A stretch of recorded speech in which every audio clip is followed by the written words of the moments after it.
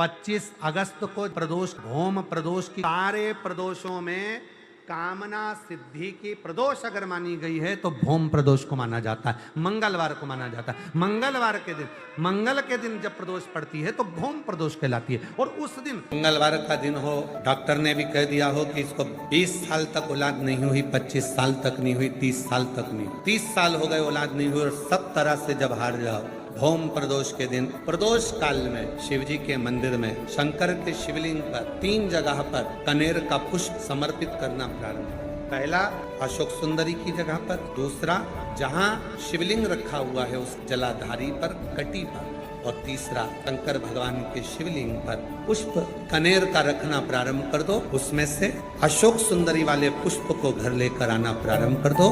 भौम प्रदोष के दिन 4 से 5 भौम प्रदोष करोगे और एक दिन मेरा बाबा तुम्हारा गर्भ ठहरा देगा और बाबा की कृपा से तुम्हारे घर में संतान। सावन के महीने में प्रदोष का जो दिन आए, 2 प्रदोष श्रावण के महीने के 2 प्रदोष पड़ेंगे। किसी भी प्रदोष पर एक पीपल के पत्ते पर कनेर का पुष्प अपने घर के अंदर रख लीजिए प्रदोष के एक दिन पहले, और प्रदोष वाले दिन उसको बहते हुए पानी में डाल दीजिए।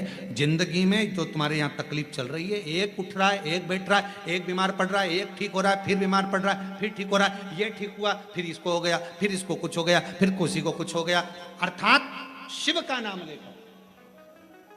और फिर ही ध्यान देना, इस क्रम को करने के लिए आपको तुम रुकेश्वर महादेव का नाम लेना पड़ेगा। कौन से महादेव का नाम बोलना है? तुम रुकेश्वर महादेव, जिन्होंने भगवान शंकर की अविरल भक्ति को धारण करा। कथा कहती है प्रदोष के दिन, प्रदोष काल में शिव जी के नाम का स्मरण प्रत्येक को कर लेना चाहिए। और एक नंदीश्वर शिव महापुराण से एक बात सीख कर जाइएगा।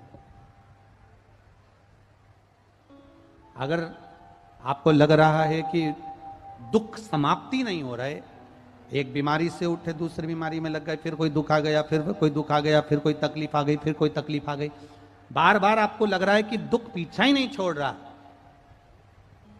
तो नंदीश्वर शिव महापुराण की कथा आपको कह रही है प्रदोष के दिन, प्रदोष काल में 2 जगह दिए लगाना प्रारंभ कर दो। पहला बेलपत्री के वृक्ष के नीचे, पहला दिया प्रदोष काल में, प्रदोष के दिन बेलपत्री के वृक्ष के नीचे, और दूसरा दिया अपने दरवाजे की चौखट के बाहर। मतलब अपन बाहर खड़े होंगे, अंदर की ओर दिया नहीं, बाहर की ओर। एक दिया बेलपत्र के नीचे देवाधिदेव महादेव से प्रार्थना कर कर, हे शिव शंकर, हे गौरी शंकर, हे शिव, आज प्रदोष का दिन, प्रदोष काल में आप भ्रमण के लिए निकलोगे नंदीश्वर के साथ में, ऐसी कृपा करना, आपके लिए मैंने द्वार सजाया है भोलेनाथ, आपकी दृष्टि मेरी चौखट पर भी कर देना, मेरी जिंदगी संवर जाए। इसलिए 2 दीप स्मरण करो। हाँ, अच्छा इशारा करा है, सब समझ रहे हो। जिस दिए को आप लगाओगे प्रदोष के दिन, प्रदोष काल में, एक दिया बेलपत्री के वृक्ष के नीचे लगाया है, और दूसरा दिया जब आप घर में प्रवेश करोगे तो राइट हैंड पर ही लगाएं। कौन से हैंड पर लगाएं? राइट हैंड पर। बहुत बहुत साधुवाद आपको दीदी, धन्यवाद, धन्यवाद दो। उन्होंने इशारा करके बताया कि दिया किस ओर लगाएं, कम से कम अपने को अंदाजा तो लग जावे ना दिया किस ओर लगना चाहिए। साधुवाद था, बहुत बहुत साधुवाद। इसको जागरूक श्रोता कहते हैं, जिनको कथा के प्रति रुचि है और भगवान के भजन के प्रति रुचि है, वो तुरंत भाव से उसको स्वीकार कर ले। तो 2 जगह दीप, पहला कहां पर लगाएंगे? जम के बोलो जरा। बेलपत्री के वृक्ष के नीचे। अब बेलपत्री के वृक्ष को भी समझना, कौन सा वृक्ष होना चाहिए? जो आप खड़े हो, दोनों हाथ ऊपर हो, उस हाथ तक भी उसकी पत्ती को स्पर्श ना हो पाए, मतलब उसकी छाया हमारे पूरे शरीर पर पड़े, तो बेलपत्री के वृक्ष की मूलता का आनंद है। जो छोटे बेलपत्री के वृक्ष होते हैं, छोटे छोटे जो पौधे होते हैं बेलपत्री के, इनको जल डालकर, खाद डालकर सिंचित करो, बड़ा करो, उनको पोषित कर कर, बड़ा कर कर कहीं अच्छी जगह उनको लगाओ। ये नहीं कि छोटी बेलपत्री के पत्ते तोड़ लो या छोटे से पौधे के पत्ते तोड़ लो, वो श्रेष्ठता नहीं है। शिव पुराण कहती है वृक्ष वो होना चाहिए जिसकी छाया हमारे ऊपर आए। बाकी के आपके घर में आप बेलपत्री का पौधा लगाते हो, उसको बड़ा करो, बड़ा करने के बाद उसको कहीं अच्छी जगह पर लगाओ जिससे वो बेलपत्री का पौधा बड़ा हो जाए। बड़ा हो जाएगा, हम हैं नहीं हैं, कम से कम वो पौधा रहेगा, वृक्ष बनेगा। वृक्ष बनेगा तो उसकी पत्तियां टूटकर महादेव पर चढ़ेगी तो हमारा कल्याण अपने आप हो जाएगा। आप उसमें लगाइए, आप वो बेलपत्री के पौधे को बड़ा करिए, उसको लगाओ, वृक्ष हो बड़ा। तो पहला दिया कहां लगाएंगे? बेलपत्री के वृक्ष के नीचे। और दूसरा, अपने घर में प्रवेश करते समय राइट हैंड में बाहर की। शिव तत्व को जान करो। कौन से दिन? जम के बोलो जरा। प्रदोष के दिन। कौन से समय? प्रदोष काल, शाम का जो समय हो, शाम का समय, प्रदोष काल का समय भगवान को दीप प्रज्वलित कर दिया। शिव तत्व कह रहा है।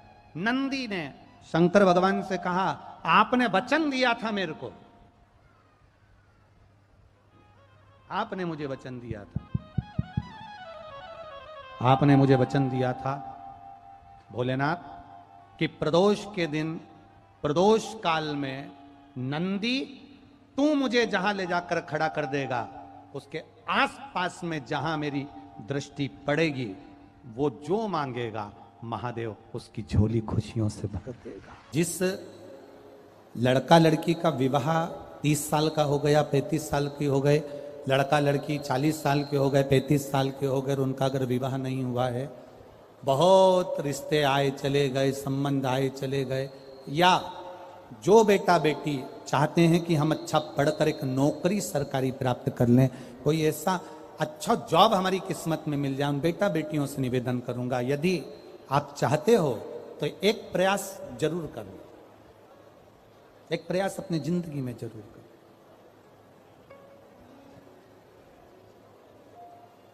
शिवलिंग समझ लेना जरा अच्छे से। शिवलिंग जलाधारी गणेश, कार्तिकेय, अशोक सुंदरी, और ये शिवलिंग, और ऊपर भगवान शिव की 5 बेटियां, जया, विषहरा, शामलीवारी, दौतली, देव। 3 प्रदोष या 3 शिवरात्रि। कितनी प्रदोष? 3 या 3 शिवरात्रि। मेरा बेटा बेटियों से निवेदन है, जो अच्छी पढ़ाई कर रहे हैं, मेहनत करो, अच्छा पढ़ो, और मेहनत के साथ में जब कंपटीशन एग्जाम में बैठने का समय आए, 3 स्थान जहां पर आपको, प्रथम अशोक सुंदरी, अशोक सुंदरी की जगह पर जब आप बेलपत्र समर्पित करेंगे तो डंडी का मुख जहां से पानी बहता है उस स्थान पर रखेंगे। दूसरा, शमी का पत्ता, शमी का पत्ता। दूसरा, शमी के पत्र को देवादिदेव महादेव पर जब आप समर्पित करेंगे तो उसका डंडी का मुख भी जहां से जल बहता है उस ओर रखेंगे।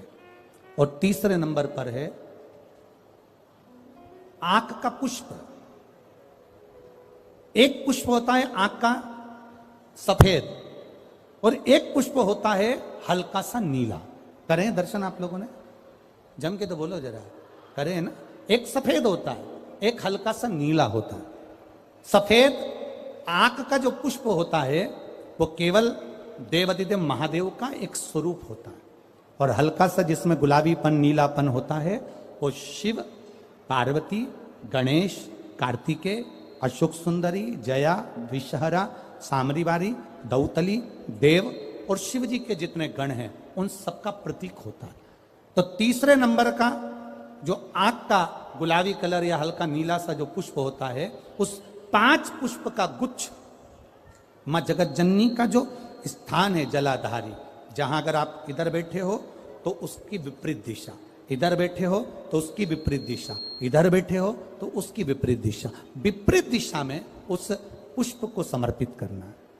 अच्छी पढ़ाई करो, अच्छी मेहनत करो, और मेहनत के साथ में जब कंपटीशन एग्जाम के लिए जा रहे हो, उस जगह पर सीए की पढ़ाई भी कर रहे हो, चाहे किसी भी पढ़ाई में लगे हो, मेहनत के साथ में बाबा देवादिदेव महादेव को 3 प्रदोष या 3 शिवरात्रि आप दिल से बाबा को समर्पित कर कर, बाबा से प्रार्थना कर कर अशोक सुंदरी पर चढ़ाई हुई बेलपत्र को वापिस लेकर आइए।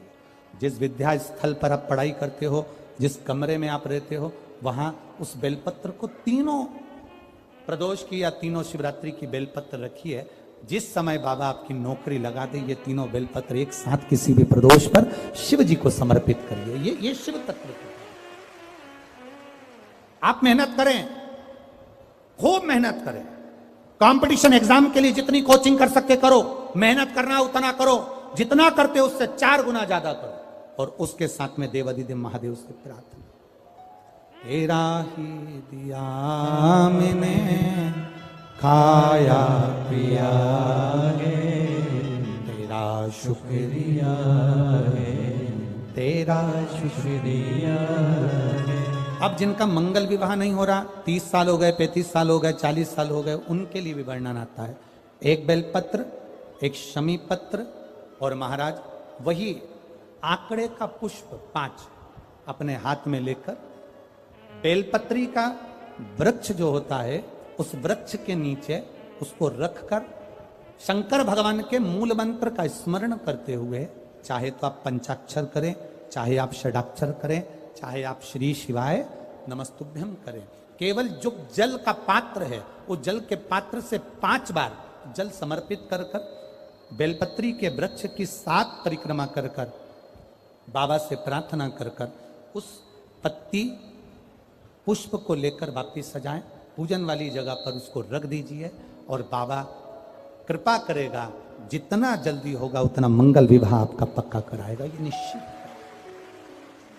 बेलपत्र का पूजन, कहीं दूर जाने की जरूरत नहीं है हमको भगवान को पाने के लिए। तुम्हारे घर के पास में जो शिवालय हो, तुम्हारे घर के पास में जो देवालय हो, हम वहां भगवान की आराधना करें, हम वहां आराधना। तो शिवलिंग का स्मरण आप करेंगे, बीच में जो एक मोटी सी लाइन होती है इसको अशोक सुंदरी कहते हैं। सब लोगों दर्शन करें, जम के बोलो जरा, करें।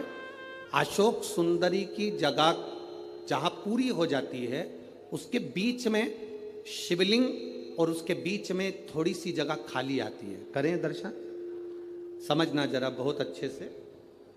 जैसे ये अशोक सुंदरी की जगह है, हम निवेदन करेंगे आस्था चैनल वालों से भी और एलईडी वाले भी, जिन जिनको एलईडी पर आप दर्शन करा रहे हैं वो पूरी तरह से कराएं।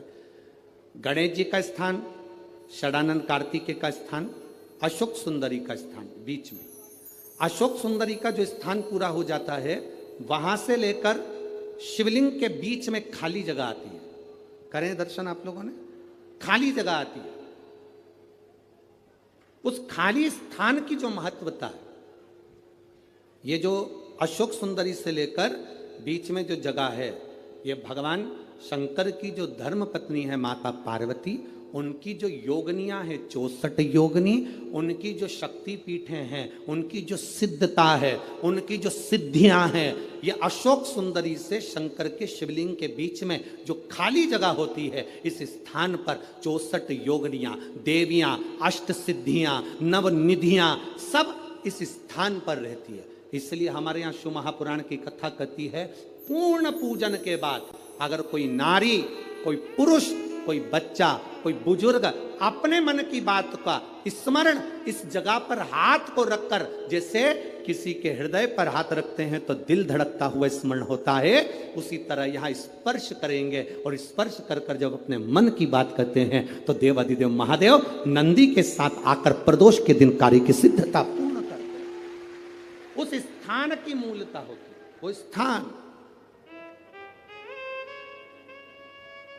समझ में आएगी ना जगह। अरे बोलो तो जम के, नहीं समझ में आई हो तो एक बार फिर वापिस समझ लीजिए, फिर समझोगा। स्थान देखिएगा, अपने को भगवान की कृपा से यहाँ नागपुर में शंकर जी का शिवलिंग कोई ने कागज का बनाकर यहाँ जो भेजा, ये काम बाबा की कृपा से आप लोगों के स्मरण के लिए आया। देखिए जरा, गणेश जी का स्थान, कार्तिकेय जी का स्थान, बीच में ये आ गई अशोक सुंदरी की मोटी सी लाइन। अशोक सुंदरी की लाइन जहां खत्म होती है, वहां से जो शिवलिंग रखा है, इसके बीच की जो जगह है, ये जो बीच में अशोक सुंदरी के स्थान से लेकर शिवलिंग के स्थान के बीच में जो खाली जगह है, ये 64 योगनियां, अष्ट सिद्धियां, नवनिधियां, सब कुछ मेरे देव अधिदेव महादेव ने माता पार्वती को अपने चित्तवृत्ति के साथ यहां अनुमति प्रदान कर रखी है। वहां का स्पर्श, वहां का मात्र स्पर्श और हमारे दिल की बात। शंभो, आप में से कितने लोग हैं जो पार्थिव लिंग का निर्माण करते हैं? काय में बनाते हो? पात्र में। पात्र के अंदर जब शिवलिंग का निर्माण करते हो तो सबसे पहले नीचे एक बेलपत्र रखते हो, एक बेलपत्र। क्यों? कहते हैं जब हमने शिवलिंग बना लिया, पूजन चालू कर दी, पानी डालना प्रारंभ करा, ये तो मिट्टी है, धीरे धीरे पानी चढ़ते चढ़ते गलने लगती है। जब मिट्टी गलने लगती है, शिवलिंग थोड़ा थोड़ा खंडित होने लगता है। मन में आता है कि हमने शिव जी की